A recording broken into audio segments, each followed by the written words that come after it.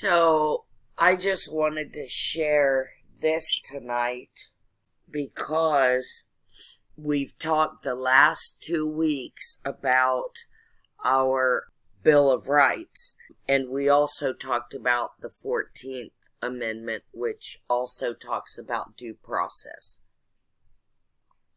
And since we've been going over that Bill of Rights and that Constitution, and one thing we always say is that any laws that are repugnant to the Constitution are null and void. One thing we want to do here at LayLaw that a lot of other channels and places don't do is actually show you the law. We're not going to tell you the law is that all laws repugnant to the Constitution are null and void. We want to show you in writing where that is. So up here on the screen, we have where it is in a Supreme Court decision, Marbury versus Madison, 5 U.S. 2 Cranch 137, 174, 176, and this was in 1803. And of course, it's never been overturned. And it actually says, all laws which are repugnant to the Constitution are null and void. That was a very important law. That probably the most important when you read the different briefs about different laws for over 100 years. That was the most important from the time that the Constitution was signed for over 100 years after this Marbury versus Madison. Very important, and people, especially the government, forgets it today. Sure, they would love us to forget this one. And, you know, it's just as important today. And that's why we need to educate people on it. Everybody needs to know about this case. Everybody needs to cite this case. Everybody needs to use this case. And everybody needs to understand this. And so, since we talked last week, the last 2 weeks, about our Bill of Rights and what the Constitution actually says, and I have mentioned to you that all laws which are repugnant to the Constitution are null and void, I wanted to go ahead and bring it up in tonight's meeting so that you can actually see where it is in writing. Any of you that are on the phone, this will be on LayLaw's YouTube channel. So you can go look at it there and actually see it and copy it down. Let me see if I can enlarge this just to make sure that it's big enough for everyone to see. Okay, well, we'll just put that over there.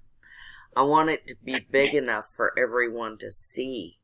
Okay, so this is why they can't just go around breaking the Constitution. Our Supreme Court has already ruled on this. It's been well established in law, and we've got to stop letting them just run over this. We've got to stand on it. We've got to know these Supreme Court rulings, and we've got to know our foundational documents, our Constitution, and our Supreme Court rulings and the laws of the land. Most of what you hear that is the law is not law for this very reason. Because it's repugnant. Yeah, and this is the trick that they use, because I've gotten into court with that very item. Mm-hmm. And it's the difference between legal and lawful. Right. And you're in a legal realm when you're dealing with them. So the lawful part of it, they can totally basically wipe off the slate. They've told me directly to my face that, none of that matters. They just sidestep it, steamroll it, and next thing you know, you're spending 72 hours in the tank. Yeah. They are totally corrupt, and they aren't real courts, which is that's true. Why we have to be sure and stay out of them, number one. And if they snatch you off the street, like they do many of us, you got to learn how to get out. And, it's almost impossible when you're dealing with a criminal. You're dealing with a mafia, so going to the mafia boss and saying, hey, how about you let me go, doesn't usually play. That doesn't usually work. And so we've got to start writing to the judiciary, turning in these judges, writing criminal complaints, delivering those to the DAs and to the other corrupt judges. Yes, and to the Secretary of State and anybody we can scream to. And here's the thing, though. Like, I know you're still going to the same mafia. I get that. I know why you're laughing and what you're saying, because we've all experienced it. However, I want everybody to take a look, and I wish I had brought this up. I don't know if I can find it real quick. I should have pulled this up. I'm going to make a note to pull it up for next meeting. But there was a news article, a news item, that the DOJ is starting an investigation into the county jail and the city of Phoenix. And it's over all of this criminality. So I have told people and told people. Is that from the voter fraud? No. Was that initiated through that? No, this is about police brutality. Oh. And bad stuff happening in the jails, the county jail. So I keep telling people, the more people who file complaints, the more action we will get. And we've kind of got a flea in the jar situation. Have you ever heard about the flea in the jar? I am. Okay. Well, it's a true fact that if you take fleas and you put them in a jar and you put a lid on the jar, they'll jump up and hit their heads. And after a while, when they jump, they won't jump as high because they know if they do, they'll hit their head. Right? So then, once they've done that a while, they'll stop jumping as high. You can take off the lid, and those fleas will stay in there. Because they've already trained themselves not to jump up high enough to hit the lid, so now they don't know that it's off. Now, the lower courts are the lid. Okay? That's why they beat the heck out of us in the city, county, and state courts. And a lot of times when you get into the county and state courts, they kind of straighten up, but it depends on the issue and how big the issue is, whether they'll straighten up or not, and what judge you get and what court and state and everything else. But the point to that is that I've seen several times that people who do continue up the ladder do end up getting justice. And I have seen these federal departments get active when they get enough complaints. One person complaining isn't going to do it, but several years ago, what's his name? I forget, and he's one of my heroes, our previous head of the DOJ. But he got enough complaints from a community in Alaska that he went all the way out there. And this was almost to Russia. I mean, the guy had to take planes, trains, and boats to get there practically, you know. And he went out there because there were complaints, and he said, I want to see myself what's going on. And he went out and looked and actually investigated. Same thing has happened now with the DOJ. Enough people have complained about Phoenix that they're looking into it. It's the weight of the paper that does it. And, you know, times are changing. So now is not the time to give up. Now is the time to continue to fight so that these things will be investigated. And we do that in the courts and also in the government departments wherever we can complain. To the judiciary, every state has judiciary. Texas has 2 of them where you can complain to. So the judiciary, if you're dealing with bad judges, and send that paperwork to everyone. Send it to your governor. Send it to the attorney general. Send it to the FBI. Because they all have a duty to investigate when you present them with a criminal complaint. Once they're made aware of it, they have a duty to investigate. So don't give up. Do your criminal complaints. Do a sworn affidavit of criminal complaint and probable cause for arrest. 4, and then you name the names of the actual individuals that are violating your rights, whether it's judges, police officers, sheriff's constables, doesn't matter who it is. Write them up and send these complaints. You can also just do a civil rights complaint, which is a little 5-minute form that you send to the DOJ.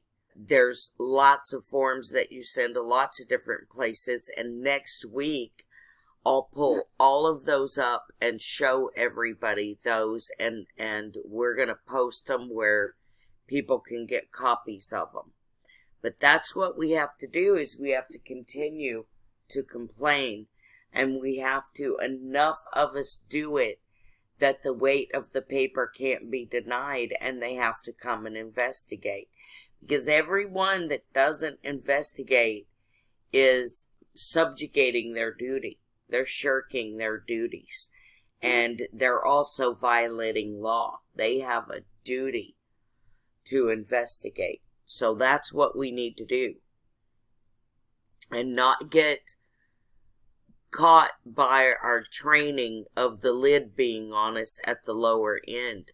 Because if we keep up the pressure, it eventually has to break. Yeah, and I think it's breaking right now. It really, things are falling apart for them. You know, a lot of these entities that are in that forum, they don't even have an oath of office.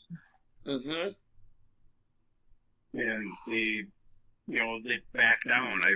One of my first cases was something similar to that, where a female judge, and I got up there and I said all this stuff, and she basically denied every rebuttal I had, and ended up walking away from the case because I think I had her in a corner. And then up came this next guy, a senior judge, over her, and he was retiring that same year. Mm-hmm. So I don't think he had any bones about it. And so he was just steamrolling me on every legal issue there was. Yeah. Yeah, and they It just corrupt at every level. I mean, all the way up even into the state courts. You know, I had a foreclosure case, and just state court just steamrolled over it. yeah, I mean, I'm in a state court right now where they stole my house. And it's just, we're dealing with corrupt judges, and we've got to get them removed. And I've seen it happen a lot. You know, people think they can't be removed. No, it happens all the time. I think the remedy is coming soon, but it's not anymore through the paper. It's going to be with rope and lead. and listen, so many of them have committed treason that's where it may end up for them. You know, I mean, we've got to decide we're either going to follow the laws in this country. And, you know, unfortunately, treason is punishable by hanging from a rope. Still.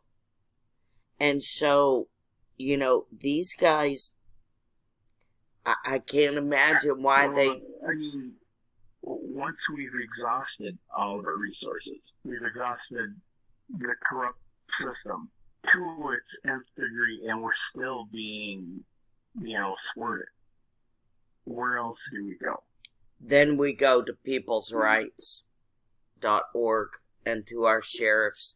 And if we have corrupt sheriffs, we do everything we can to get them fired and someone else hired in the next election. And then we go to peoplesrights.org, where you can ally with your neighbors who will actually come out and stand with you. Had I known about them before my house got taken, and that's a big reason that I started LayLaw, is because there's so much I didn't know about before this happened to me. I was already a student of the law, but there was much that I didn't know. And we all need to be educated about it before it happens to us. And we need to stand with our neighbors. And peoplesrights.org, that's exactly what they're doing. Your neighbors are there for... I'm sorry? I don't mean to interrupt you, but I think in the forefront of everything you're mentioning, it needs to be disclosed, this corruption, because that entity of corruption is there, and it continues, and it's the thing that is destroying us as a nation, as a family, as a loving, God-fearing group of people. It's being thwarted by this corruption that exists, and I think that needs to be in the forefront. Like the first page on your header letter should be, you know, this whole thing going on there. This is what I'm dealing with. You know, prove me right or wrong. You know, show me the way out. And if you're not, you know, I'm going to have to deal with it differently, and it's not going to work out well for you. Mm-hmm. And that's basically what People's Rights is doing. They are sent a cease and desist, and if they don't stop their actions, their harassment, their criminality, their coming after you, targeting you, whatever it is they're doing, if they don't stop, then people in your local neighborhood will stand with you and protest outside of their place of business, outside of their church. They will contact their minister and let them know what they're doing. They'll make sure that their family knows what they're doing, that their neighbors know what they're doing. It will be exposed. That's one thing that People's Rights is working on doing. And I'll tell you, we might even do a segment on LayLaw where once a week we, discuss somebody else's case and expose all the corruption and people involved in the corruption and criminality. We might just start doing that, start highlighting cases and outing these guys and putting publicity on them. And I'll be happy to do that and highlight some of those cases and let people know. But then, People's Rights, I think, is our next best option on that stuff. Because you'll be allying with your neighbors. You're able to stay anonymous if you want to. The only people who will even know who you are or any of your contact information are the state assistants and state coordinator. And if you want to go join the meetings, you can go join the meetings. And if you are in imminent threat of being harassed or beat up or unlawfully arrested or your property seized, they will actually show up to defend you. So I recommend that everybody join peoplesrights.org. Every single person in this country needs to be a part of that organization. And if your area is not built, start trying to build it, because it is about us doing it. And People's Rights is a platform for us to use to do it. But again, like we were talking about earlier, it is up to us to do it. And People's Rights is a tool we can use to do it, to hold these guys accountable. Because they'll keep up the pressure until something's done. I like it. I'll have to sign up with them. I haven't really been involved with that aspect of it. So, well, I'll tell you what. I wasn't involved with them until recently. And when I got involved, I let them know my situation, that I was having an issue. And they started on the checklist. There's a checklist they go down, make sure everything's in line, that we've issued a cease and desist, and there's several steps before that too.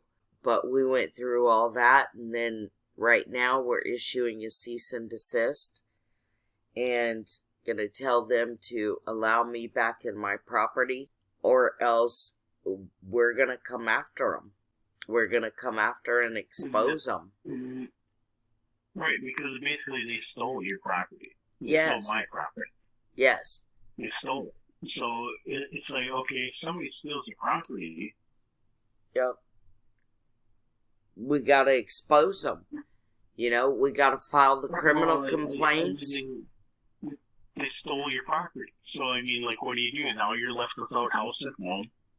They took advantage of you. Pain, suffering, all of these other elements of law. Yeah. Still exist within that, whole entity. But it's like the system is so corrupted that diving through the venue and paper and pen in this era, in this time right now, to me, I've been in this since, I can say I've been in this since 96, okay? Mm-hmm. And it's gotten me nowhere. Yep. Only frustration and misery, and I've lost so much. Well, now you need the people behind you, and you need publicity, and you need exposure on it. But there's nobody there. I mean, in every turn, it's like, oh yeah, he's a whack job, or oh yeah, it's this and that. He's been turned down by the courts. Most of the people believe the courts. No, not in people's... Well, that's the difference about People's Rights. They know better. Well, that's just a different entity. I'm just now hearing from you. Yeah. But, up until this time, I mean, there's no